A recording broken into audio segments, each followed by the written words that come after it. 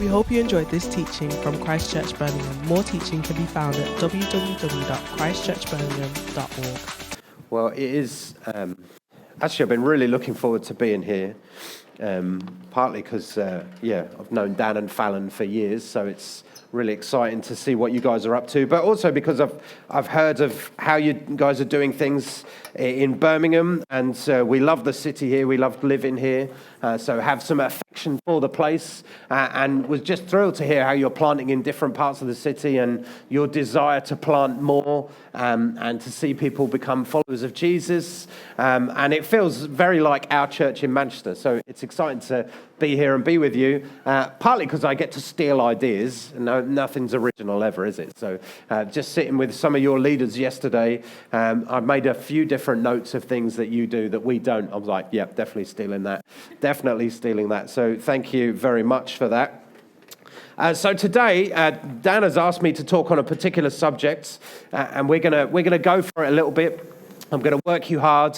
We're going to think about our own lives and the way we do things, but I think it will be a good thing. So we are going to talk about finances. We're going to talk about money, spending. We're going to talk about Baron Greenback. It's going to be good fun.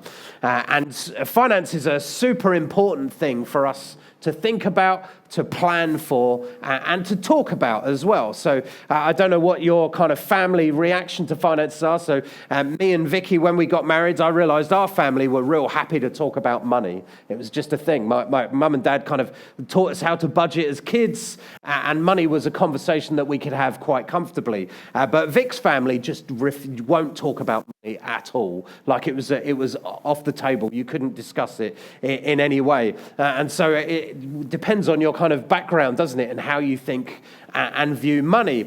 And it's important for us because I think money and what we do with our money is a discipleship issue. It's a way that we follow Jesus or don't follow Jesus. And money is a brilliant opportunity to worship God. So how we spend our money, what we do with our money is worship. Whether it's worshiping God or something else is the question.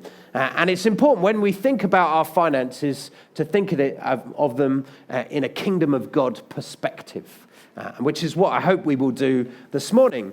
Also, money is good. I like money. Okay, this isn't an anti-money thing. I don't think we should live by bartering cabbages or swapping favors or anything like that. I think money is a good and useful thing. If we use our money well, it's a wonderful opportunity to do really good things. So we're going to come from a positive view on this. We're not going to be negative about money. We're going to look at it for the opportunity that it is. Because I think actually the money that you have can do incredible good in the world. You can do a lot of really good things with the money that you have. Actually, you could do things with your money that will outlive you. How you spend your money actually could be useful to people after you die. Money is that useful. I also believe, this kind of a bit of a foundation for this, I believe that the money that you have is exactly the amount God thinks you need at that moment. Okay, now that is a big old statement. You might think, well, I don't have much money. I have a few problems with that statement. Or you might think, well, actually, I've got loads of money. That seems unfair. But actually, I think we can very quickly get into the trap in life of thinking, if I just had a little bit more, this is what I've got, but if I had that bit extra, life would be good. I would solve all of these problems. Life would be much simpler, whatever. And that's a very easy mindset to fall into. But actually, the reality is the money we have is the money we've got. And so what does God want us to do with it? And I often have conversations as a pastor where the question is, and people always say, if I just had a little bit more, life would be better. Just a little bit. And they never say, oh yeah, I want £1 million. That would solve all my problems. It's usually, I just want that bit extra at the end of the month. Or I have conversations where people go, well, I had this at the beginning. Now I've got none. Where did it go? I've no idea. The money has just disappeared from me. And we live in a world that encourages that behavior and encourages that way of thinking. So this morning, we're going to talk about one very simple idea, and that is less is more. That's what we're going to talk about this morning. Less is more. Ecclesiastes 4, it says, better is a handful of quiet than 2 hands full of toil and a striving after the winds. Better is a handful of quiet than 2 hands full of toil and a striving after the winds. Now, I love Ecclesiastes. If you've not read Ecclesiastes, go and read it. It's a weird, wonderful book. It asks really deep, profound questions and then leaves the rest of the Bible to answer those questions for you. It's a brilliant book. So read Ecclesiastes. But it's very helpful for us as we think about the way that we deal with modern life. Actually, Ecclesiastes is brilliant for that. And we live in a culture now where more is better, isn't it? We live in what we would call a consumer society. So our economy works when we buy things. It does. That's how our economy works. So when I was driving into Birmingham yesterday, I drove through a few industrial estates, and Birmingham has a great industrial heritage. That's how we would describe it, wouldn't we? Another way of describing it is saying Birmingham is brilliant at making stuff for people to buy, and that's how the economy works. And that's the world that we live in. And our economy works in a way that the things that we buy actually go out of date quite quickly or break quite quickly, and then we need to buy more of them, and that's how it works. And unfortunately, when we stop buying more, then the economy begins to struggle, doesn't it? We live in that system. And our advertising industry plays into that desire as well. Adverts play into our desire for more. The adverts are not based on what we need, because otherwise there wouldn't be very many adverts and they'd be about a very small list of things.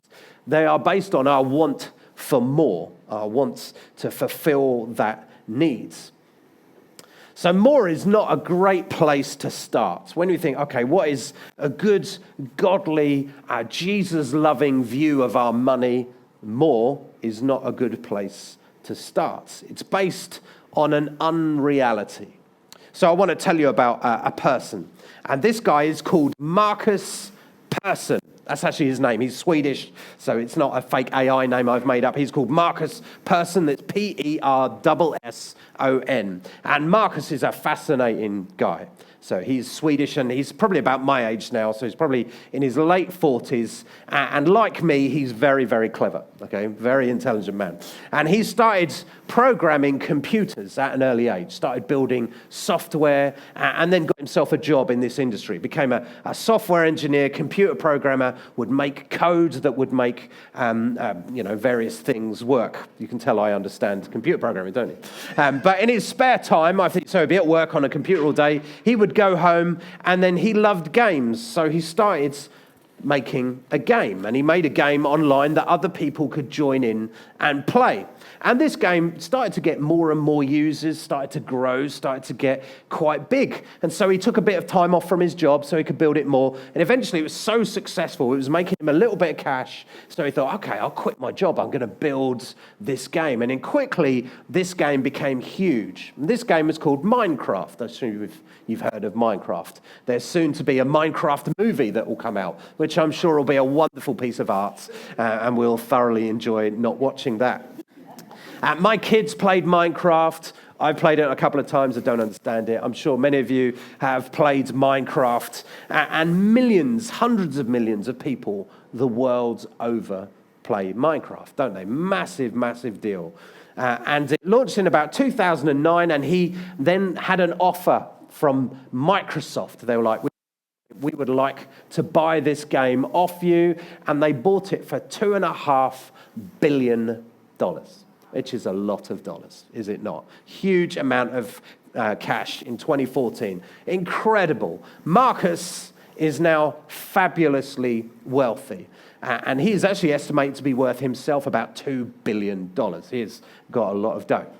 Now, he decided, the moment that Microsoft bought them out, he was like, you know what? I don't need to ever work again. You just give me £2 billion. No, I'm not going to come and work for you. I'm going to just take some time off. So that's what he did. He went and enjoyed his money. He actually had enough money. He thought, I'm going to buy myself a house. Now, my first house that I bought was in Smethwick. I didn't see Marcus in Smethwick. He went to Beverly Hills. That's what he did. And he bought himself a $70 million house in Beverly Hills. Let's assume he didn't need a mortgage. Let's assume that there wasn't a dodgy landlord. He bought this thing outright for himself with a big wheelbarrow of cash. And in this house, he had one whole wall of the house inside turned into a big wall of sweets. Massive, like a wall that long, full of sweets. Seen a photo of it. Incredible thing. One guy with a whole wall of sweets. Goodness knows why, but that's what he did. And then he got himself a swimming He had a garage which could fit 16 cars in it. I can't quite see the need for more than one, but he got 16 cars to fill this garage. He had 23,000 square feet to play with. To get this house, he outbid Beyonce. Okay, and that's the sort of level he was playing at with his money. And so he built a bit of a reputation. He started having some pretty wild parties. There were rock stars around. There were actors. He was spending his money freely because he had $2 billion. He'd go to Paris for the weekend. Yeah, why not? I've got a jet. Let's go. That was this guy.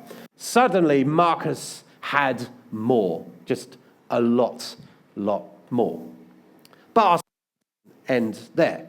He's actually was a big user of Twitter. So he started to tweet after a while of having spent lots of money. And let me read out just a few of his tweets. And the first one was, the problem with getting everything is you run out of reasons to keep trying. And human interaction becomes impossible due to imbalance. And then he said this. He said, when we sold the company, when he sold Minecraft, the biggest effort went into making sure the employees got taken care of, but they all hate me now. And then another one, he said, I found a great girl, but she is afraid of me and my lifestyle and went with a normal person instead. Now, I don't know how you feel about this when you hear this sort of story, whether you think, gosh, that poor, sad billionaire, how hard his life must be. I wonder how much of his money he spends on therapists to make himself feel better. How hard must his life be? But actually, I think this story reveals something of the madness of humanity and our relationship with money, doesn't it? Actually, this man got more. He got more than anybody could ever ask or dream of. And what was the result? He was miserable. Made him sad. This man got more, but actually, if you pushed him, he said, I haven't got any friends. The people who used to like me don't like me. I haven't got a relationship. Now my money means people don't talk to me normally. Suddenly he was massively lonely.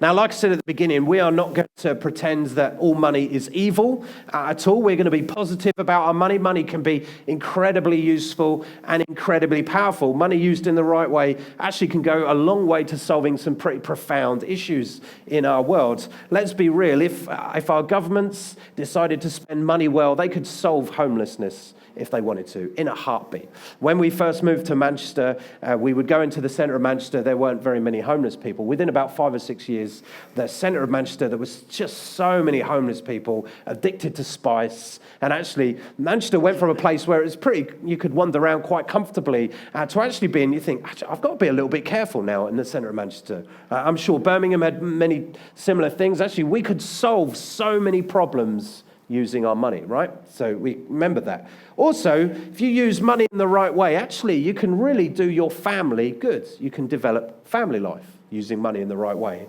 Actually, you can help, if you're married, you can help your marriage with using money in the right way.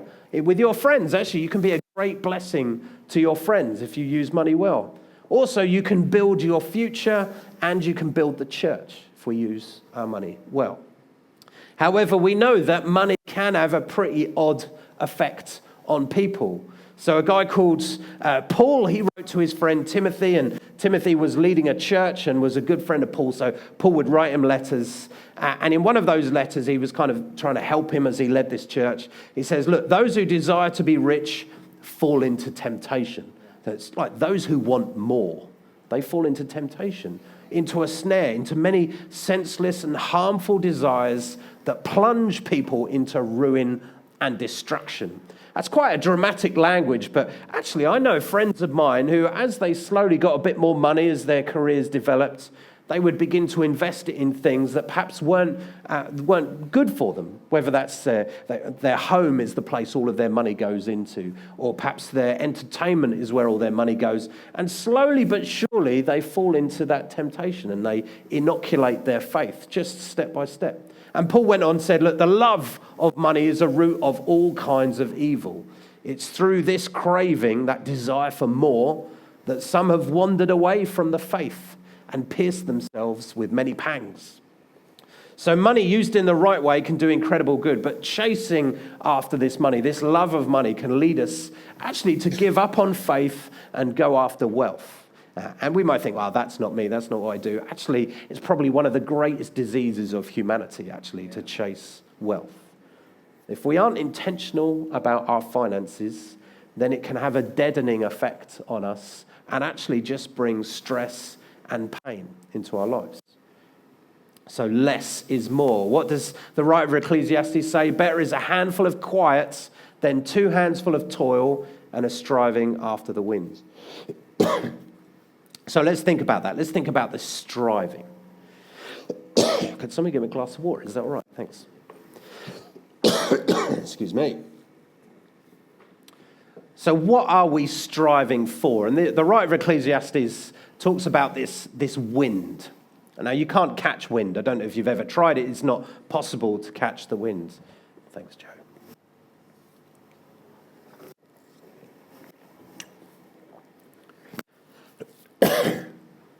We can't catch the wind. And my challenge for us today is to think about, what are we striving for? Not just with our money, but in life generally. And that will help us to understand our finances. What are we striving for? We must be, I think, proactive as we dream, as we plan, as we think about the resources God has given us. Whether we feel like we're doing well or whether we feel like we have very little, actually, what are we striving for with those things? And to remember this idea that actually what we have is only for now. We don't take it with us when we die. Again, Ecclesiastes, they say, look, all go to one place. All are from dust, and to dust we return. Basically, at some point, all of us will be dust, including all of the things you own. You can't take anything with you. I'm a history fan, and in Egyptian culture, ancient Egyptian culture, they would believe actually that we can take some things with us. So the rich would have these big tombs which they would fill with their possessions because they think, well, we can have this in the afterlife. Some of the very rich would put their servants in there as well. We think, oh, well, when I die, kill my servants, put them in the tomb with me because I need them to look after me in the afterlife, okay? Alexander the Great understood something very different. When he was buried, he said, look, when you take me like in the procession, you carry my coffin through, there'll be a lot of people around. So leave one of my arms hanging out of the coffin, which would you love to go to a funeral where someone's got their arm hanging out of the coffin, and leave it naked so that everybody can see, naked I was born into the world and naked I leave the world. What are we striving for? If we cannot take any of our money, any of our possessions with us, then what are we striving for? What stories actually do we want to tell about what we've done with our life? That's a helpful way to think. What am I striving for? We think, okay, well, in years and years' time, perhaps when I'm close to death, when I'm at that point, I'm reflecting back on my life, what stories do I actually want to tell about what I've done? What would be my hopes and dreams for myself, perhaps for my family? What stories do I want to tell? Now, it's important when we think about this stuff, when we think about what we're striving for, just to remember that actually life doesn't always go in the way that we want it to. So it's very easy to have the plan, to have the dream. This is what I would like to have done with my life. And sometimes life just throws us curveballs that we have no idea about, do we? So a friend of mine, his dad worked for the same company his whole life. It was a printing firm. One of the old kind of big newspaper printing firms. He worked for them for his whole life until about a couple of months, literally months before he retired. And he'd been putting money into their pension plan, and the company had been putting in as well. And he was like, this is my plan. This is what most people do. I'll have this pension when I retire. This company has organised this for me. And then the company went bust 2 months before he retired. And what they discovered was the owners of the company had spent the pension scheme. They'd taken all of their money, all gone. So there was nothing that guy could do about that, completely outside of his control. There is much in life, isn't there, that is completely out of our control. But what we can control is what we strive after. And Jesus says, where our treasure is, our heart will follow. Where we put our money, that changes the direction of our heart. What we strive after is where our heart goes. What we put our money into is where our heart goes. So think, okay, fair enough. What do I want to invest my life into then? When you're thinking that, when you're close to death, what do you think? Okay, these are the things I invested in over time.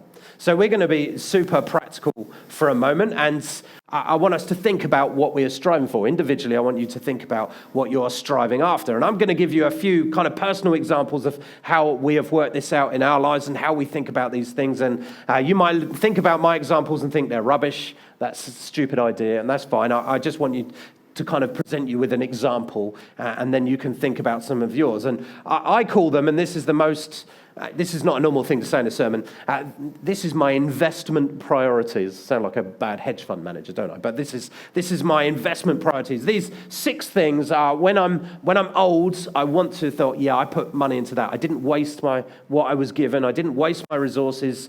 I put them into these things. That's what I invested in. Okay, so I've got 6. Let me tell you my 6, and then you can think about yours. The first one is, I want to create great memories for my children. So what is investment for me? Holidays and fun for the kids. Right? Now, I talked about this before in our church, and someone kind of talked to me a few months later and said, Tim, I realized that I was spending my money badly, and actually I needed to reorganize my money so that I could have a car so I could take my kids out at the weekend. I was like, oh, okay, very good. So that he realized he actually wasn't putting money into the things that were important to him. So my first one, great memories for my children. Second one, children's education. So when I went to university, I was lucky enough to go to uni, but then it was free. And actually, now it is not free. It's very expensive. Now, I don't know if my kids want to go to university. It's up to them. But actually, I think if they do want to make that decision, I want to be able to help them, if only a little bit. So I save for that. And I've been doing that for years. Thirdly, I want to invest in our marriage. So I don't want to treat Vicky stingily. I want to be able to treat her. I want us to be able to spend money that helps us develop in our relationship, whether that is a dinner out or a weekend away or something like that. But actually, that is quite important to me. Fourthly, I want to fund the movement of church planters across Manchester and Europe. So I want to put money into that. That's very important to me. When I get old, I want to think, what did I do? I want to look at Manchester and see lots of church plants and think, I played my part, even if only a little bit financially. I know I put stuff into that. I know I helped that exist. Now, fifthly, I want to lift the poor out of poverty. So if there are projects I can help, if there are little initiatives, even if it's only a bit, I want to be able to put into that. And sixthly, this one's a big deal, okay? You need to think very carefully about that. So this one's really important. Sixthly, I want to invest in fun. I quite like fun. Do you like fun? Yeah, okay, some of you like what you're talking about. Yeah, of course, I like fun. I like football. I like watching football. I don't like playing football anymore. My knees won't allow it. I like music. I like going to see bands. I like spending time with my friends. I like craft beer. So I want to have money so I can do those things. And that feels good to me. I'm fine with those. Those are my investment priorities. So when I think about how I spend and how I save my money, I do it with those things in mind. Now, the passing of time changes some of those things. I hope that my kids will one day leave, and perhaps they'll want to stop going on holiday with me, which might happen quicker than I like. I also quite like the idea of the fact they might spend money on me, but I'm not so sure that's ever going to happen. So these things do shift with time, and they're in no particular order, but they are how I think about, okay, how am I going to use my money? What am I striving after? I want to strive after those things. Now, you might have heard that list and thought, that's all well and good, Tim, but what about food? What about somewhere to live? What about perhaps your car? What about those kind of the core important things of life? And so we think about our money in a particular way. We set ourselves fairly ambitious saving and giving targets, all done in proportion of what we have. But so how we've done it always since we first got married, been married 25 years, is we go on the 80-10-10 principle. So we live off 80% of our money. It's including all taxes and everything. We live off 80%. That's where our kind of food and housing and bills and all of that, we live off that. Then we save a tenth of everything that we get, and we give to church, actually, a tenth of everything we get. And for us, we try and get the 80% down. If we can lower that 80%, we do. And sometimes in life, We can do that. It's easy to lower the 8% and we can save and give more. And then there was a budget by Liz Truss a couple of years ago, which has considerably increased my mortgage. And so that 80% is at maximum at the moment. And so those are things that are outside of control, but that's how we try to live. But what I want you to understand is money is a brilliant opportunity, regardless of how much you have, because the amounts don't matter, but I think the proportions do matter. And the faith of how you look at your money is what matters. So instead of looking at it as this is a very limited amount, there's not much I can do, and think, actually, this is what God has given me. What little bits can I do that are a faith step for me that builds something for the future? Now, we're going to do a 1-minute pause. What I would like you to do is get out your phones, if you can. If you have a note-taking thing there, or maybe you want to send yourself a message. I don't know if I'm the only person who does that. WhatsApp myself on occasion. Yep, this is probably weird. And maybe send yourself a message. And we're gonna do like a 1-minute pause. And I want you to put down as many kind of priorities. You think, okay, by the time I'm nearly dead and I'm looking back on my life and I'm thinking, how did I spend my money? What are the things I want to have invested in? Things that actually potentially could outlive me. Now, don't be constrained by your current income, maybe whatever your financial situation is at the moment. Just it's an opportunity to dream a little bit, okay? So I will give you like 1 minute. Go for it now. Write down your investment priorities.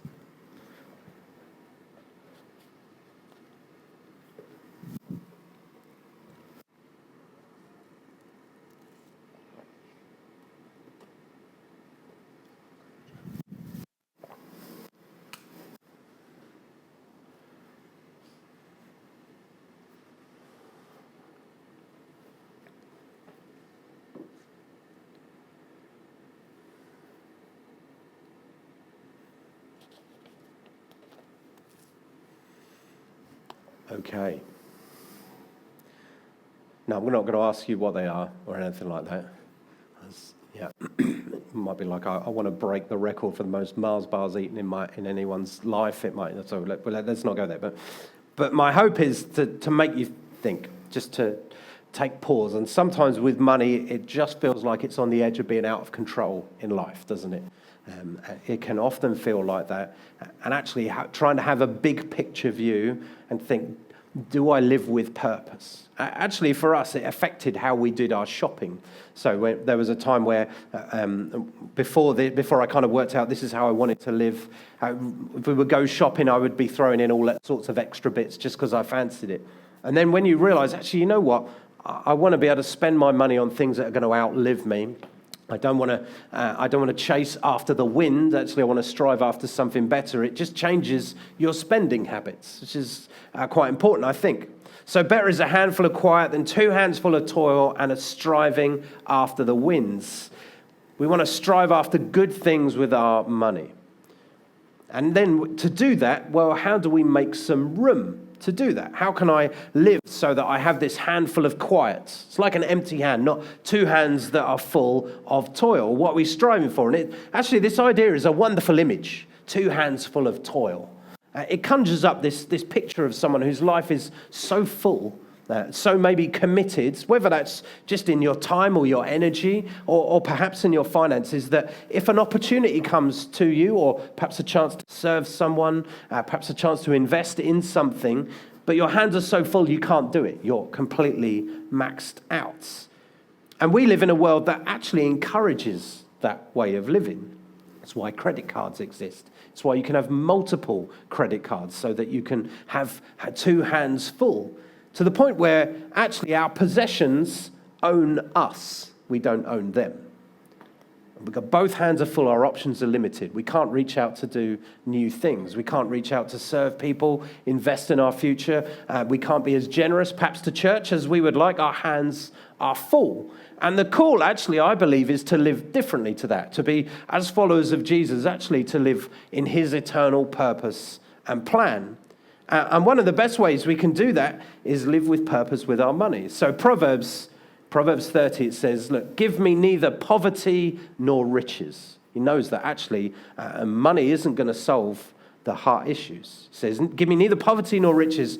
Feed me with the food that is needful for me, lest I be full and deny you and say, who are you, Lord? He's basically saying, don't make me too rich, because then I'll think, I won't need you, God. I won't need to pray. I won't need to ask you for anything. If I've got too much money, then I will slowly inoculate my faith, like Paul was telling Timothy about.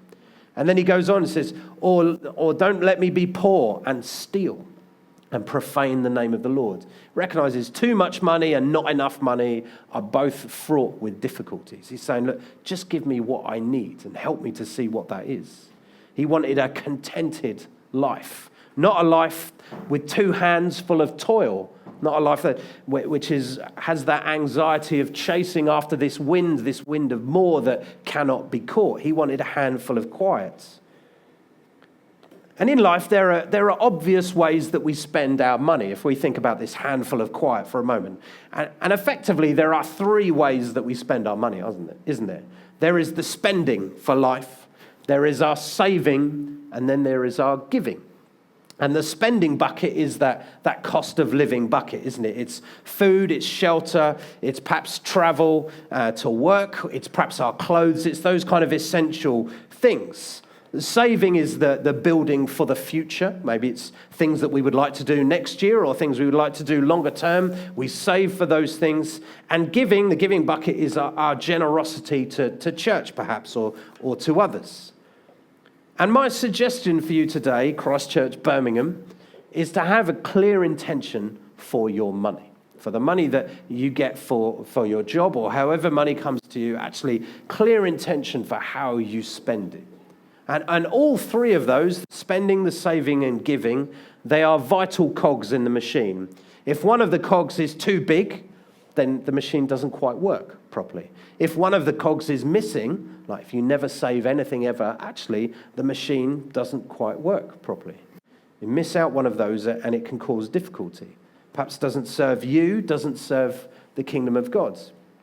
And the writer of Ecclesiastes, what he's saying is, it's better to have a simple life, that empty hands, than two hands full of toil, than a misdirected life, but to have more.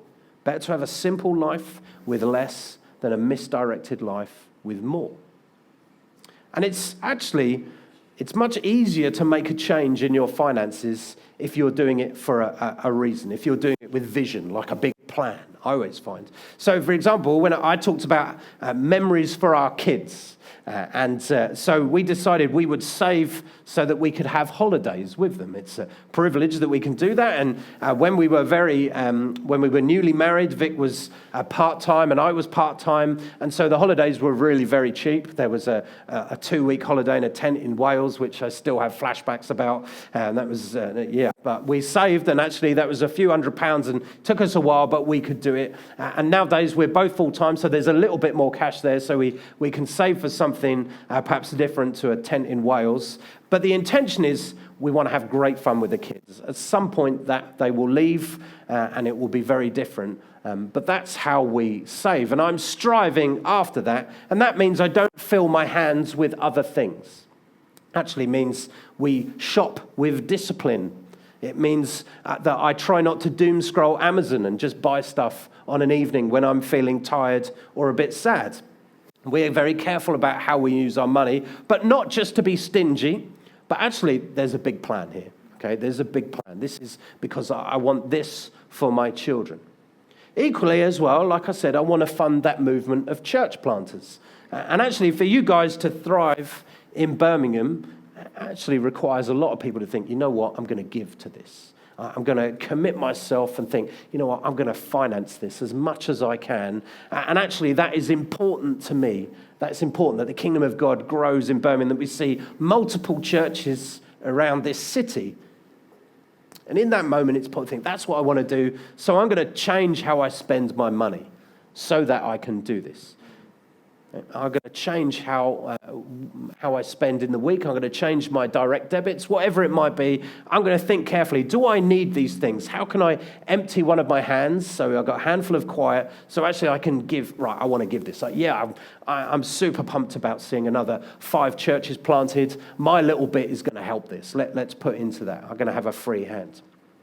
So with the little note that you made, if there's a way you can come back to it, whether message it to a friend of yours or someone in your family, someone you think, oh, we can have a conversation with this, or set it as a reminder, come back to it in the week and just think, what am I striving after? What is the plan here?